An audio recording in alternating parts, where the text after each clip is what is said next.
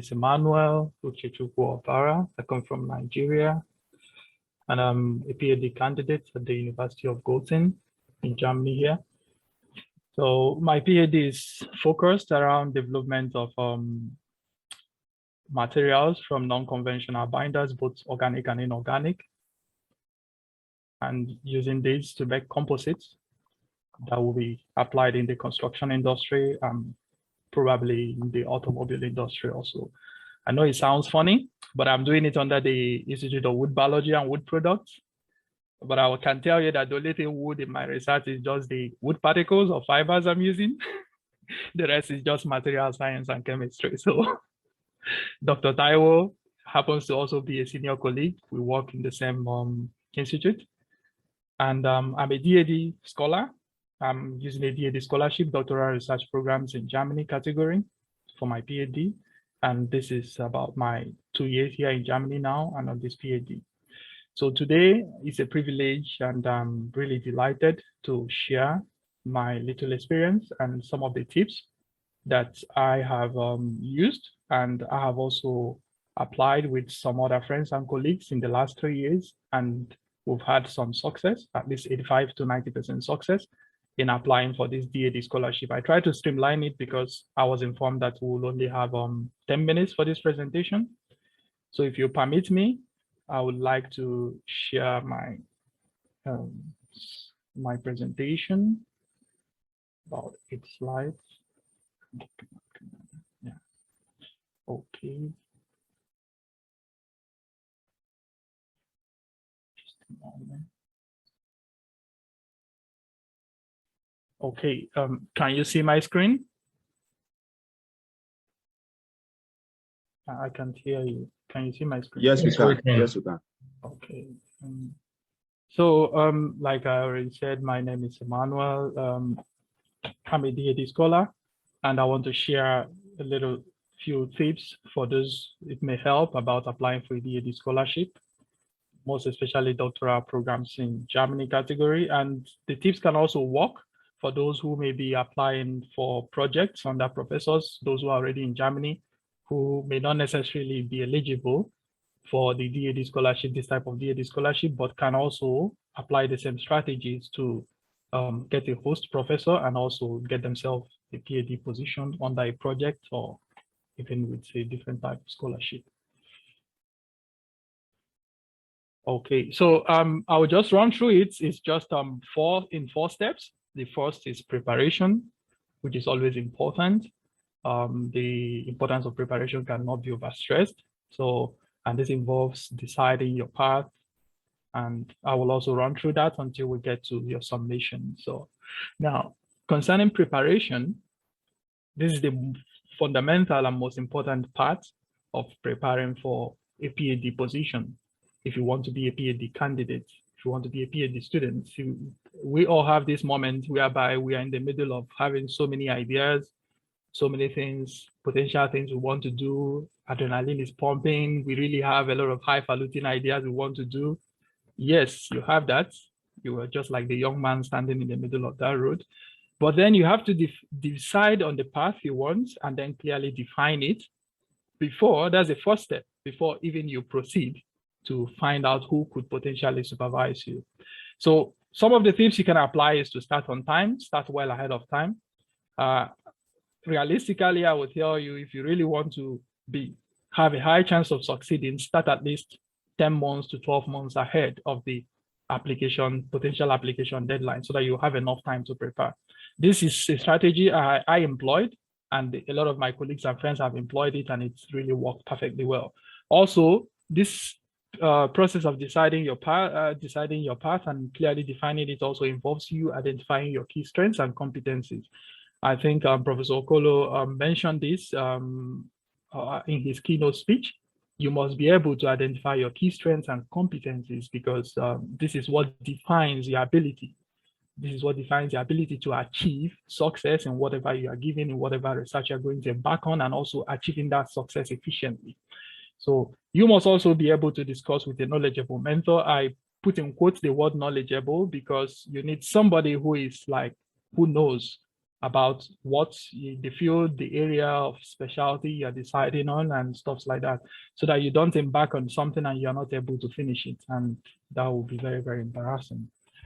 So choosing an appropriate scholarship, you have to identify the appropriate scholarship for your subject group, and as well as your interest. And the DAAD database is there. It's very robust, and you can also apply same to other strategies like looking for other forms of scholarship. But I'm trying to streamline my presentation to the DAAD scholarship. I hope I'm not too fast. If I'm too fast, please let me know, but I'm trying to keep to time. So eligibility and application procedure, you must first of all find out, am I eligible for this particular type of scholarship? Because there are different types, there are different categories and subcategories. Am I eligible, and what is the application procedure? You have to check your education, you have to check your skills, you have to check your experience, are there special requirements, and do I really fit in? So once you've checked that and you are fit, you can go ahead to proceed to look for a supervisor or a host. But I would like to mention that there are three major bases upon which DAAD selects, and it is clearly even stated on their website, and that is qualification, quality of the proposal, and also the potential of the applicant. And like the slide speaks for itself in terms of qualification, your GPA, your development of grades. What is important is not if you made a first class or not. I have had a situation specifically 2 years ago. I have 3 friends, 2 with a first class and 1 with a 2-1. So one of the first class and one of the 2-1 got the scholarship, but one of the first class did not get because he did not package his application very well. He didn't pay attention. He was confident that his results and whatever things he has is just enough. But so the development of your grades over time, so you may have started poorly from your earlier years in the university, but what is important is that they want to see how your grade develops, and did you graduate strongly? And during your master, did you do so well? It's very, very important, especially for those of us who have already done our master. And obviously in Germany, you have to have a master before you do a PhD. So also the quality of your proposed research, sorry, that GPA is not supposed to be there. The topicality and relevance, also choice of host institution. You must choose the appropriate host institution. For instance, if you want to work in material science, there are so many universities in material and construction engineering that are known for that in Germany. So if you are proposing a certain research idea and it is so detailed, and you're now choosing a university and it's well known to the assessors, to the team that will assess your application, that this university does not have the expertise or the equipment you need for the things you are proposing, this could already disqualify you. So do your background work well. So it also points to the preparation part I talked about. You really need to prepare. So it's very important. And also your potential, also be able to sell yourself, demonstrate that you have potentials, your prospects, the significance of your research, be strong in your motivation, your personal and academic motivation, why you want to take up this research and why you want to take up this scholarship. And also don't feel like, don't look less on establishing that you also have other skills outside the academics. So when you're making your CV, in as much as your CV should be as precise as possible, but be able to showcase key skills, both study related and non-study related. So in the process of identifying a host, the first and most important thing is that you have to be very specific about your research interests, about your competencies. And when I'm talking about competencies, I'm talking about the totality of your behavior, the totality of your knowledge, the totality of your skills, the totality of whatever, everything that makes you up, that you know, that can give you a strong backing, that you have the ability to successfully and efficiently embark on this PhD journey. So you have to be specific about them. Don't beat around the bush, and don't write long, convoluted and deviating emails. Just be specific, because we all know, for those of us already in Germany, that German professors, Germany itself is like a paper country, and the German professors deal a lot with administrative work and a lot of papers and a lot of things to read, emails, applications, documents to sign. So You don't want to make him lose interest. Immediately he looks at your mail immediately and he couldn't pick out information. He will just jettison it. So many people have lost out because of this kind of thing. These are key skills. These are key competencies you also have to learn. So tailor your CV to the specifics. There is a format of CV called the table format. Many of us who have, or those who have done their masters in Europe, or many of us who are already in Germany will know this. The table format is simply this, that you have the dates, the chronology, showing how the evolution of whatever in ascending or descending order on the left-hand side and the events on the right-hand side. So it makes it easy for someone at a glance to see, whether looking at your education history or looking at your publications or looking at anything in your CV, for the person to be easily see the trend or pick out whatever they want to pick out. So table format, maximum 3 pages. I would like to also point out something here. If you are somebody who has a lot of publications, I know a lot of brilliant chaps who are very hardworking and they have a lot of publications, but they are not related to this particular path they have chosen. Most times, you have to choose a niche in your PhD, and some of those papers you may have published after your master's may have been what your previous supervisor or professor was doing, or something you did in your master's and may not be directly relevant to what you are going to do in your PhD. Try not to use those publications in order to show that you are competent to make your CV very long. A short, effectively just 2-page CV is okay, a 2-page CV. So you can also have an additional list of publications that you can submit and the professor can go through it if he likes. So cultivate the habit of timely follow-ups. Of course, you have to timely follow up because they won't always remember you, especially at the beginning, at the early period of you contacting them. You really need to timely, but don't also bamboozle them with your series and series of emails. Be very tactful about that, be creative about that, but always follow up and remind them because they have a lot of things in their head. So you really need to remind them, at least if you have any meeting or agreement to meet on a particular date, at least send reminders at least 2 days beforehand.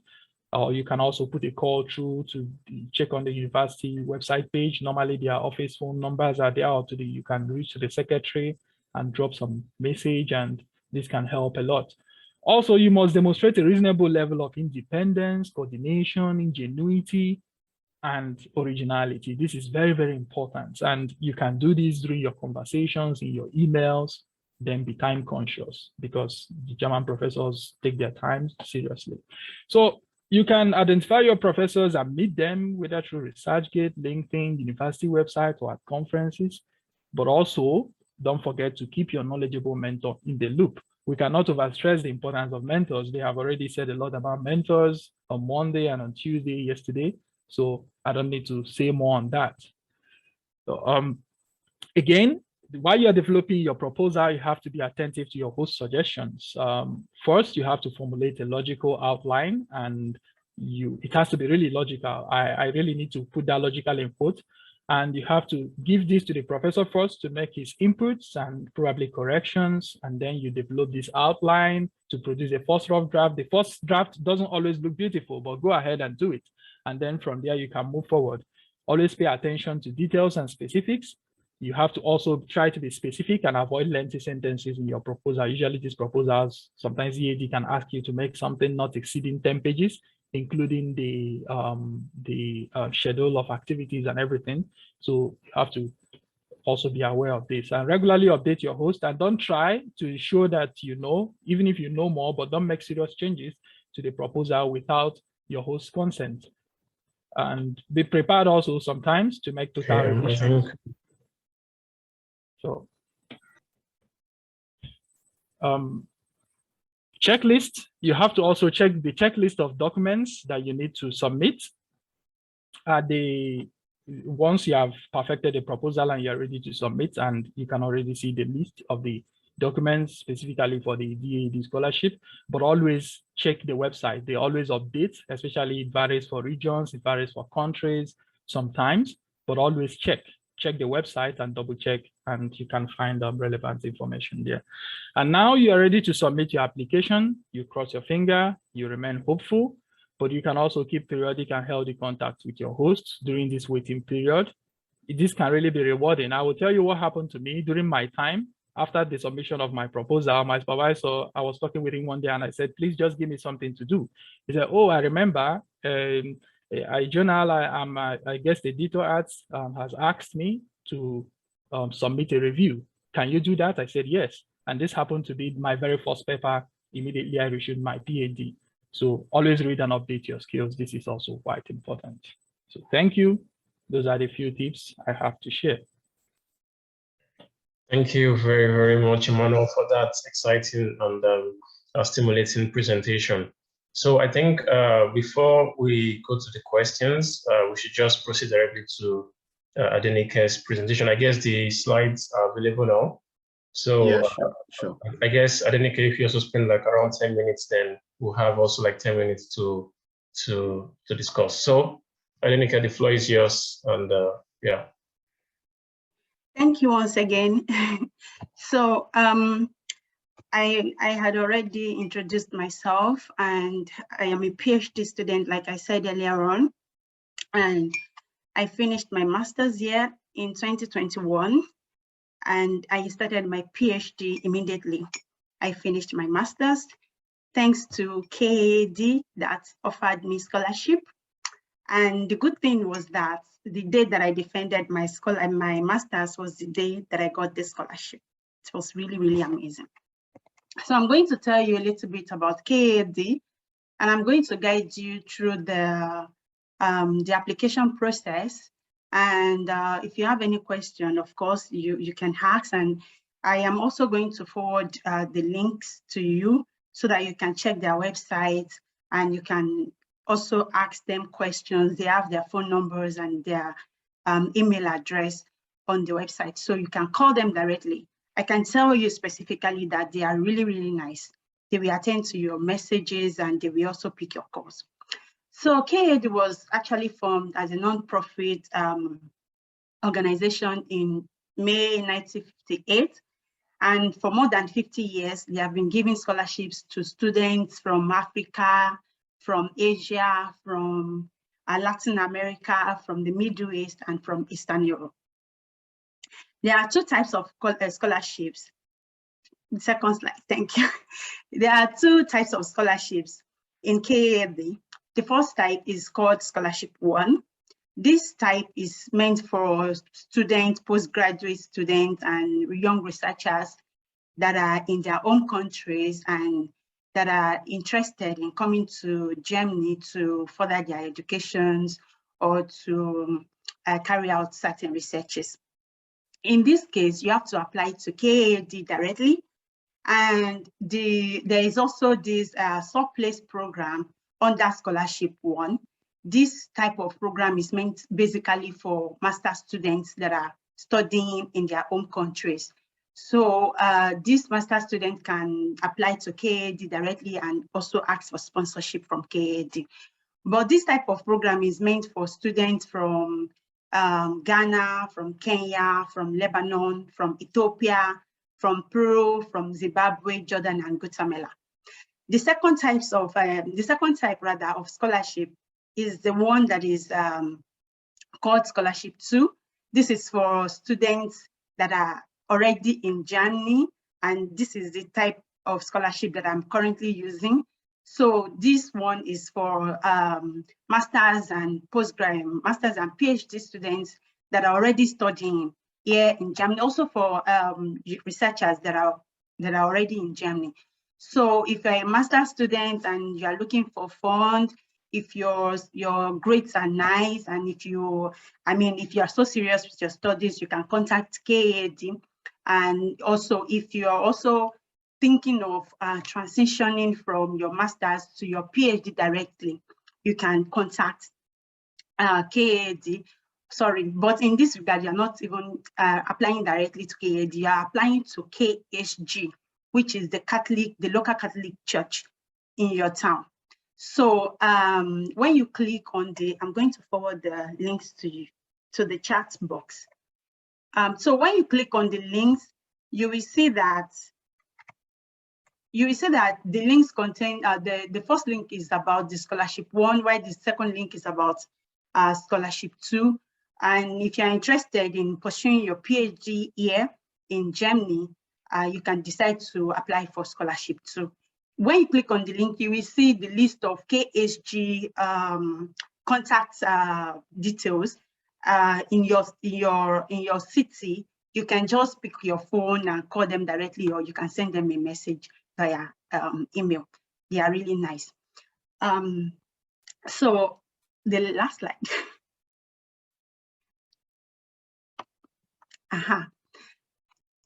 About the application process, the good thing about this scholarship is that they don't have application deadline.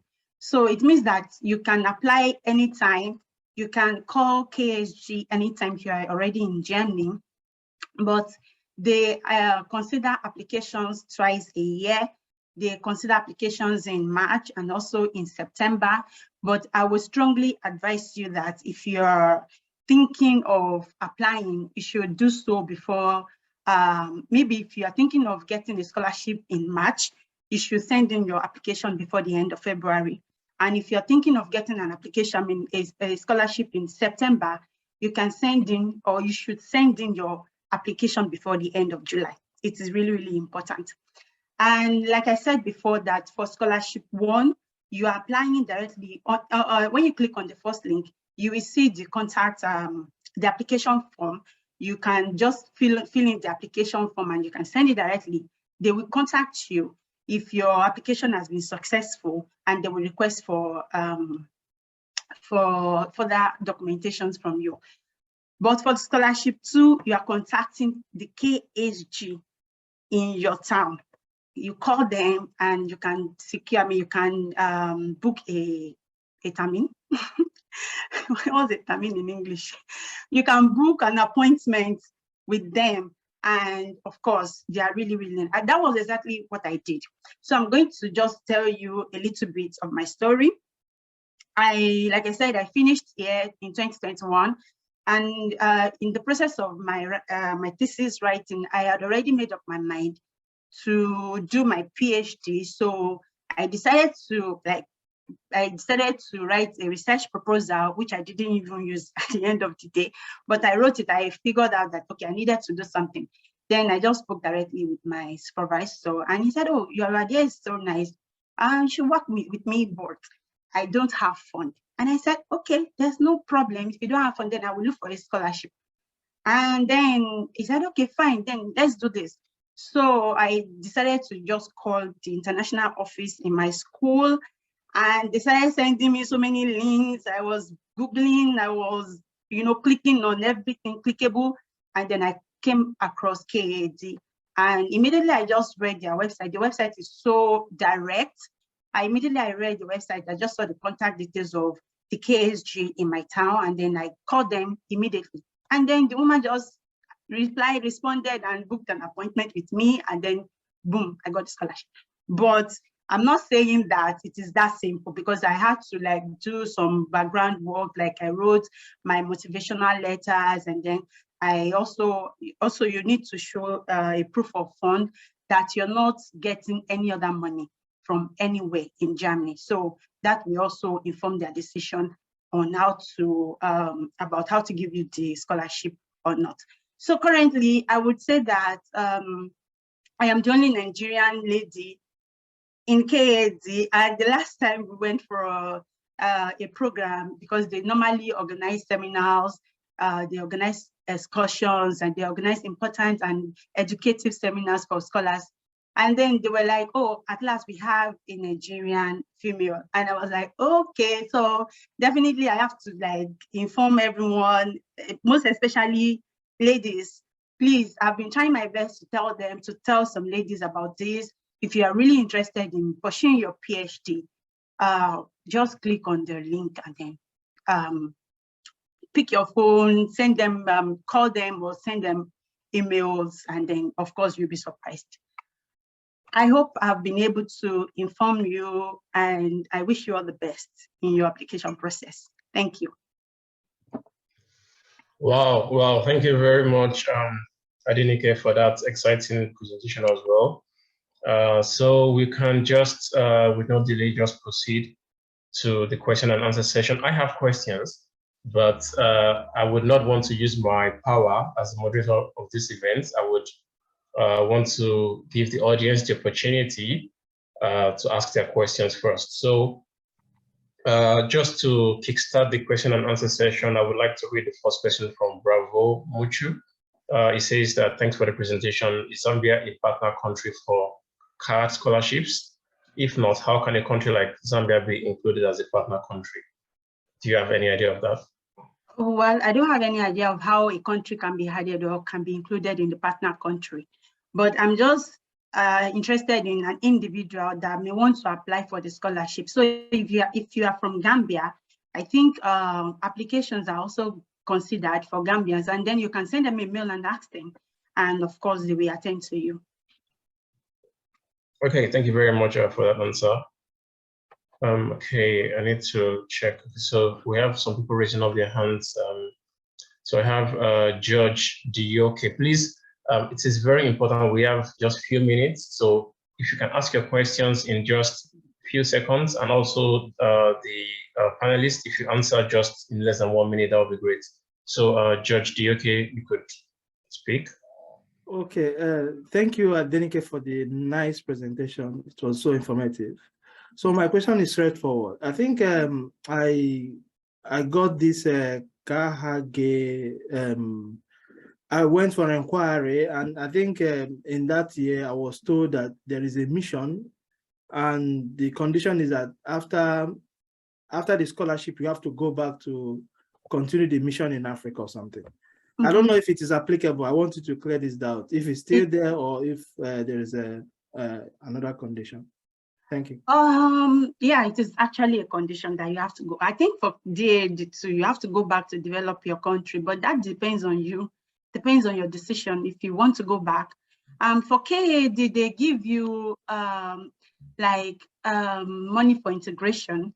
Like after you must have finished your studies, I think they give about 1,005 euros for you to just go back to your country and develop your countries, and then you would be an alumni of the scholarship, and then you'll be invited subsequently for their seminars, and depending on how active you are in your country, you can also be given an award. So it depends on you. Okay, thanks a lot for that answer. We have a question in the chat which also coincides with one of the questions I have for you, Adenike. So the question is from Vanessa Onaiwu. Do you need certain level of German or be a Catholic to apply for KAAD? So that's just before you answer, let me add my question, which is, I also happen to have applied for KAAD before. However, I dropped my application because before it came out, I found like a PhD position. So I know that the application at that time was in German, which means, you know, the forms were all in German and my German proficiency was really, really low. So how did you also manage this? Because it's like language and stuff like that. For me, I didn't have to show them any proof of German, and then I had just A1 in German. Even my interview with the KSG person was in English, so I just made it known that although they said you have to learn, you have to learn the language before you leave. So I told her that I'm going to learn, but my German was quite low when I applied, and then it wasn't really considered. Yeah, and then sorry for Vanessa. You don't have to be a Catholic member. I am not even a Catholic member myself. I wanted to say that. So they take in applications from any denomination, even they take applications from Muslims, you understand? So people from the Middle East, the majority of them are Muslims. So the last time that we were having a program, the sister came into the church and she was reciting a Quran, and it was really wonderful. So they didn't really restrict their scholarships to Christians or to Catholic members. So it's for everyone. I think it also depends on your educational background and how serious you are in your education. I think those are the things that they consider most. Okay, thanks a lot. We have people raising up their hands, but I have a question for Emmanuel, just to then we go next to the audience. So Emmanuel, just briefly, I was really interested in the story of your friend that had a first class but was rejected from DAAD. So what I want you to just tell us, which could be interesting for the audience today, is what actually didn't he do right? So which of his documents didn't he prepare well? And also, if you could relate that to yourself, what do you think was the most important factor for you in getting this scholarship? Well, concerning the guy that couldn't get it, I think it was more about planning than about what he didn't do. It was more about planning because the thing is, like I said, you have to be quite attentive to what your host is telling you. You know, for those of us who are not already in Europe, you may not know there's generally this very polite culture in Europe. Everybody is polite, and your host or your professor will always tell you things he wants you to do as a suggestion. Telling you something like, could you do this? It could be better if you do this, or don't you think this or that? So during those periods you are conversing with the professor, no professor will want to waste his time. If a professor accepts to guide you through the proposal stage, it means he really sees a potential. So you should be also open to his own ideas. So I always hear him always sort of argue or like dispute what the man tells him, like behind the scenes, not like directly in front of him. And I think this really affected him. He didn't really implement fully what the supervisor wanted. And he thought he was very sure what he wanted to do. This is what I think, but I don't know. So many things could have played a role. But the point I was trying to make is that having a 2-1 doesn't necessarily mean that you stand a lesser chance, but the development, the evolution of your grades is more important. And also, let me quickly react to the person that's talked about maximum age. As far as I know, I don't think there is a maximum age, but there is a key requirement between your last degree, which in this case is a master, and the time you want to apply, the deadline for the application of the PhD should not be more than 6 years, maximum of 6 years. So, but I think you can always reach out to the DAAD contact persons. They're always available, and there's a lot of information, a lot of comprehensive information on those links. I will also share the slide to the organizers, and you will get it and access these links. Yeah, please could you also quickly address the question if you could apply for DAAD after you've been in Germany for 2 years?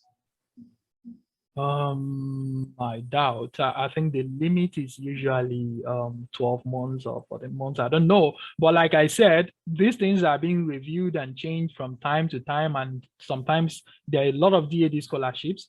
I try to streamline my presentation to the doctoral programs in Germany category. But please always inform yourself. They have a robust database. They have a lot of information. They have a lot of FAQs, and you can also write them. So inform yourself. But I think if you stay too long already in Germany, or if your PhD, you're already on your PhD and it's more than, I think, 14 months, I have to really check, or 18 months thereabouts, then you are not eligible to apply. But always verify. The information is there. Okay, thanks a lot. So we are running out of time. So I don't know how we'll manage the last 3 questions. So Dr. Taiwo, you will tell us if we have a few minutes, but based on the availability of presentations, I don't know if you can already know. Sure, we can take the questions. Okay, so I can report Nasiruddin, please, you could speak up.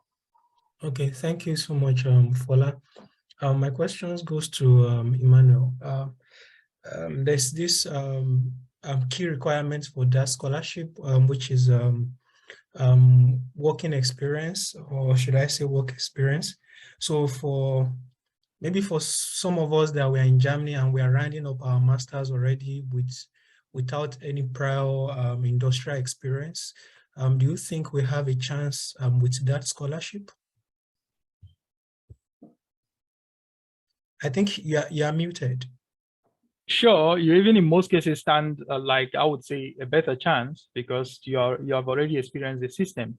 But like I said from my slide, the important thing is to prepare and then have a host, because without these 2 things, you wouldn't even talk about the scholarship.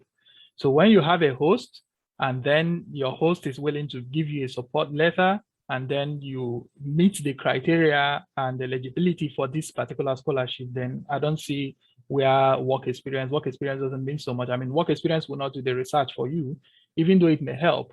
But like I said, the 3 major category areas they look at is the qualification, the quality of the proposed research, and the applicant's potential.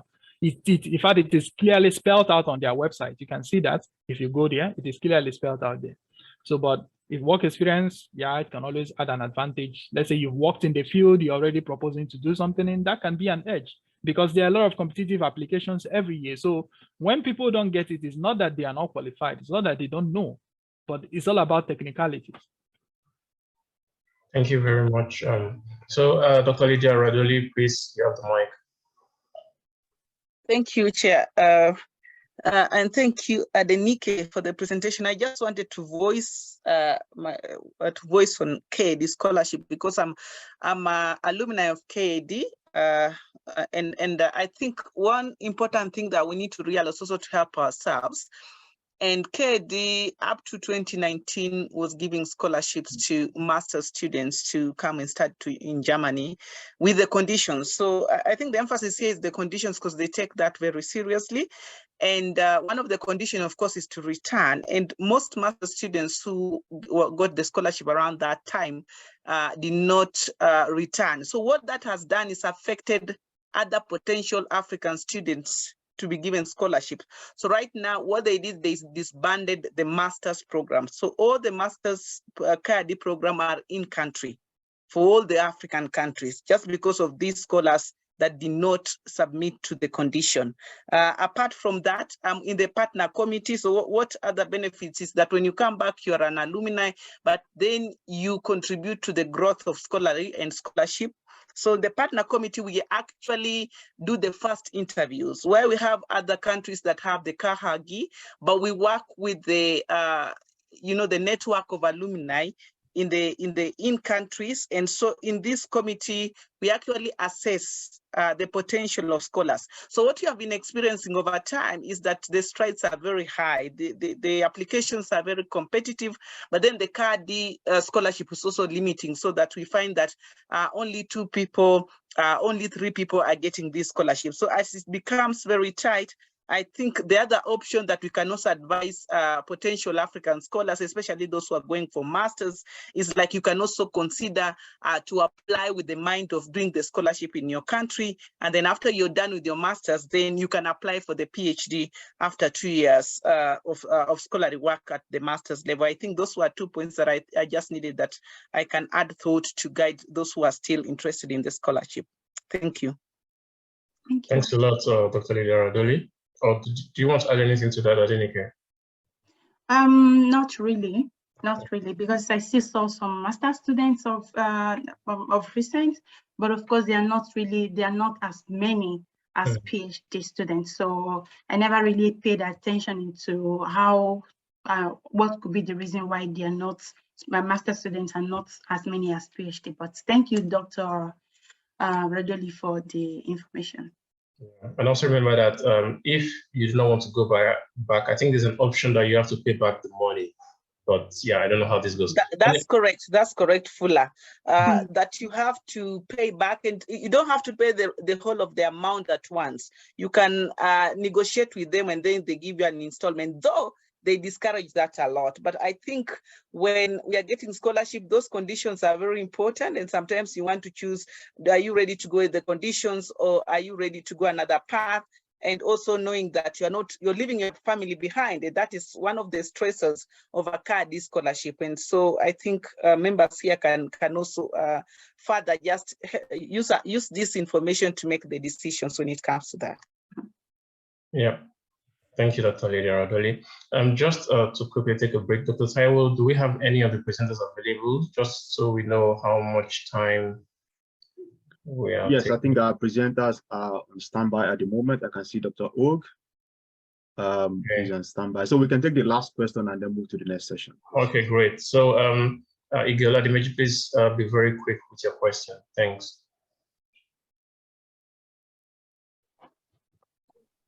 Igiola Dimeji, are you there? Okay. Hello, I'm on. I just want to know, talking about the KAAD, I know it's a Christian-related scholarship. Does that mean that one can get a recommendation letter from a pastor? That is my question. Thank you. Oh, okay. For me, I'm a Christian, so I got my recommendation letter from a pastor. So according to the lady that attended to me, She said, even if you're a Muslim, you can still apply. So I don't know if you need to get a recommendation letter from a pastor in that regard. So yeah, but of course you can, if you're in Germany, you can contact them and ask. Yeah. Cool. Okay, so that was really a very stimulating conversation. It's unfortunate that the time we have is not sufficient, to address everything that we want to address, but I believe the audience have taken something away, and we want to thank Emmanuel Para and Adenike Adeboale for your contributions today. We appreciate you, and congratulations to you guys once again, and all the best with your studies in Germany. I think I can hand over back to Dr. Taiwo to take over the next session. Thank you, Dr. Fola. Before you go, Emmanuel, sorry, before you go, no, I'm still here.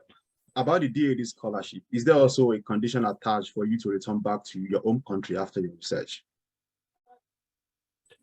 One thing I know, I think I forgot to mention that, is that try to always propose something that could potentially be beneficial to your home country, and also make this very clear while you are writing the proposal. This is a tip that you should do, even if you're already here in Germany and you're applying for such. It really gives you an edge. It improves your chances when you make it clear that this research could benefit your country, especially if you come from a developing country, such as myself. I come from Nigeria. So put this and it helps. But I think I can't really remember. We didn't really sign anything binding, but I think it's the expectation. And for me, it's not a problem for me, going back is not a problem for me. That's the goal. All right, thank you. Thank you, Manuel, and thank you, Dr. Fola. Thank you, Adenike, for your time and for the wealth of information that you have shared today. Really appreciate you for your time.